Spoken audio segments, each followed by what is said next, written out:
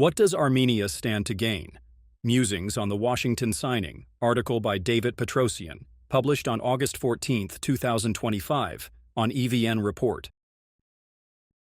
The Washington documents do not end, but rather open a new phase of negotiations, reducing the risk of renewed war for at least the next 3 years. Armenia can use this window of opportunity to stabilize its security environment by focusing on economic development, strengthening alliances, and restoring military balance with Azerbaijan. The true test of the Washington process depends not on the documents already signed, but on the effectiveness of the work that follows. No document establishes a final status quo, and it is the parties' subsequent efforts that will establish who ends up benefiting more. On August 8, 2025, during a meeting at the White House between Armenian Prime Minister Nikol Pashinyan, U.S. President Donald Trump, and Azerbaijani President Ilham Aliyev, documents were signed that not only have serious significance in the context of resolving the Armenian-Azerbaijani conflict, but also aspire to fundamentally transform the security architecture formed in the South Caucasus as a result of the Armenian-Russian-Azerbaijani trilateral statement of November 9, 2020 that ended the Nagorno-Karabakh War. The trilateral and bilateral documents signed at the Washington summit became the subject of heated discussions in Armenia, ones that show no signs of abating. This article seeks to advance that conversation by drawing parallels between the political events of spring 2018, known as the Velvet Revolution, and current perceptions of the Washington process. It will also examine the interdependence of the economy, military power, and negotiation dynamics to address a widely asked and legitimate question: what does Armenia stand to gain from this process? Finally, it will outline the political realities and variables of which the Washington process is either a component or a consequence. It is important to note that the primary aim of this article is not to enumerate all the advantages or disadvantages of the signed agreements for Armenia. Its focus lies elsewhere, as outlined below. The analysis draws heavily on the key ideas presented in Paul Kennedy's The Rise and Fall of the Great Powers, Thomas Schelling's Arms and Influence, and Fred Charles Eclay's Every War Must End. Don't confuse the beginning with the end, the imperative of effective and purposeful work. One of the enduring misjudgments following the 2018 Velvet Revolution, including by some members of the incoming administration, was treating those events as an endpoint rather than a beginning. The sense of victory was premature, a moment to celebrate rather than a mandate to act. In reality, 2018 marked a new beginning, an opportunity whose success could only be measured by the effectiveness of the steps and processes that followed. Yet, in hindsight, misreading the moment, misaligning priorities, neglecting the military imbalance, and ineffective work in key areas led to serious failures not only in domestic and foreign policy, but also overshadowed the very political achievements of 2018. For many, the revolution they once embraced became a source of caution, and some even came to question their participation.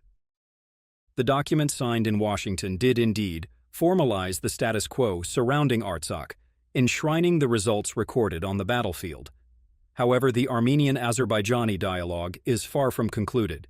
This is not an end, not a final reality, but the beginning of a new process, one that, whether we want it or not, is already unfolding.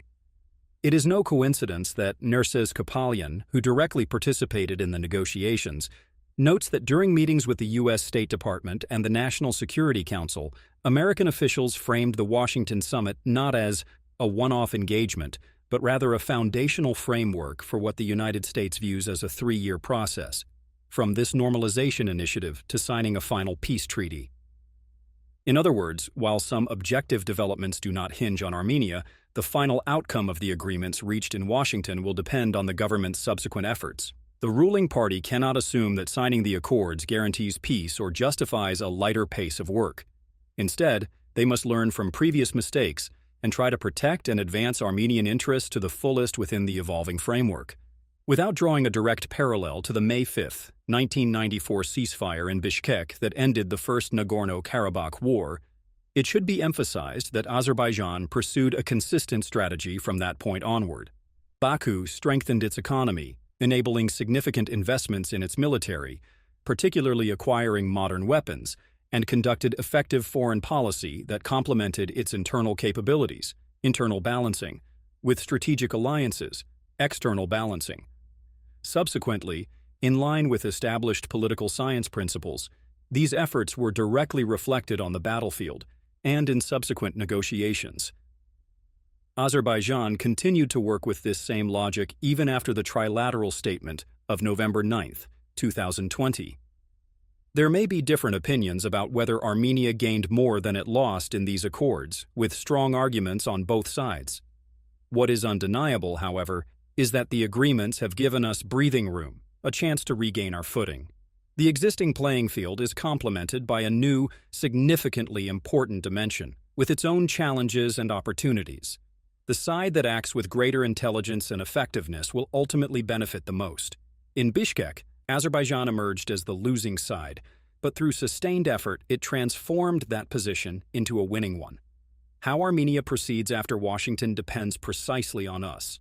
In his book, Every War Must End, prominent American military expert Fred Charles Eclay specifically emphasizes this. No document establishes a final status quo. The outcomes depend on how the parties act afterward. The 3-year window of opportunity.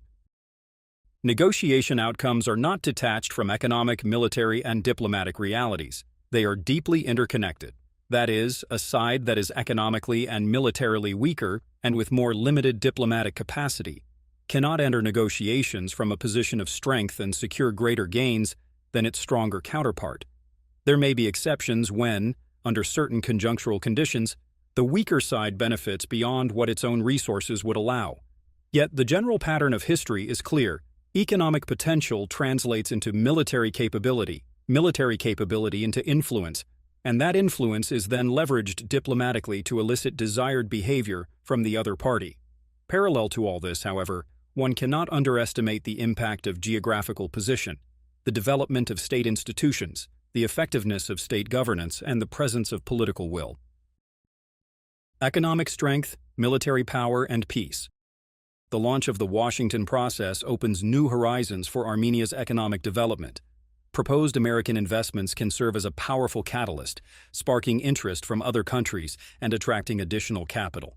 It is possible that Armenia will become a participant in the creation of major corridors connecting East and West, which in turn can generate additional financial resources. The prospect of deterring the threat of war for at least 3 years, combined with an official U.S. presence in southern Armenia, with clear economic and business interests, offers not only an additional layer of security, but also the potential to significantly improve Armenia's strategic position. Paul Kennedy, in his seminal work, The Rise and Fall of the Great Powers, emphasizes that the triumph and collapse of great powers has often been conditioned not only by the results of wars, but by the economic strength cultivated before and during conflicts. Expanding production capabilities has enabled greater investments in armed forces, while military growth, in turn, has allowed powers not only to defend their own borders, but also expand them.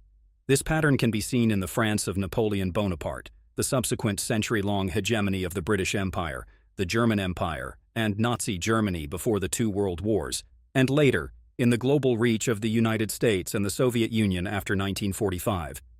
In all these cases, the development of economic capabilities led to an increase in military potential, which, alongside other important factors such as effective state governance, political will, and work ethic, contributed to achieving political success. We currently see how China is rapidly transforming accumulated economic power into military power, which in turn dramatically increases its political weight. The same logic operates in the cases of Germany and Japan. Looking at the post-Bishkek ceasefire period, the contrast between Armenia and Azerbaijan is stark. Azerbaijan, by steadily building its economic potential, was able to channel greater resources into its military, an investment that proved decisive in shaping later military political outcomes. Armenia, by contrast, faced a confluence of debilitating factors: the imposed blockade, entrenched corruption, also present in Azerbaijan, and an inefficient state apparatus. These constraints stifled economic growth and, in turn, left the country without the economic or military capacity needed to meet emerging military-political challenges. Moreover, in the case of Armenia, what is called retrenchment in international relations occurred. Starting from 1994, Armenia appeared as the main guarantor of Artsakh's security, which meant that Armenia's economic and military potential, as well as alliance capabilities, should have been sufficient to protect not only Armenia's, but also Artsakh's security. However, time showed that Armenia's capabilities, measured relative to Azerbaijan's, were insufficient not only for Artsakh's but even for Armenia's own security. As a result, we lost not only Artsakh, but also about 200 square kilometers of internationally recognized Armenian territory. We now see the same process in Russia's case. With the ongoing conflict with Ukraine, Russia's influence is weakening or receding in other regions, particularly in Syria and the South Caucasus. Azerbaijan's bargaining power and Washington's soft deterrence for Armenia. Many in Armenia feel that Azerbaijan has benefited more from these agreements than Armenia. While arguments and counterarguments can be made, a key distinction remains. Unlike Armenia, Azerbaijan is able to defend its borders with its own forces and, until recently, effectively used the threat of renewed war as leverage in negotiations. Moreover, Azerbaijan's security was not at risk without the Washington agreements, whereas Armenia's was. One of Armenia's main achievements from the Washington Agreement has been preventing a possible Azerbaijani offensive in the near term. We often overlook that since November 9, 2020, Armenia has not been able to defend its borders solely with its own forces. After the Jermuk battles of 2022, it finally became clear that Russia would not honor its alliance obligations toward Armenia. In response, at Yerevan's request, the EU monitoring mission was deployed along the Armenian-Azerbaijani border.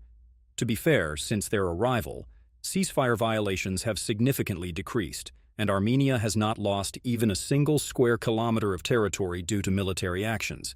Prominent American economist and professor of foreign policy and national security, Thomas Schelling, in his book Arms and Influence, notes that bargaining power in negotiations is conditioned by the ability to cause physical pain to the adversary, power to hurt. Schelling argues that it is precisely this desire to avoid pain that weakens one's negotiation positions and compels them toward concessions. He calls this process the diplomacy of violence, the purpose of which is to extract the desired result under the credible threat of using weapons and causing pain without getting involved in real war.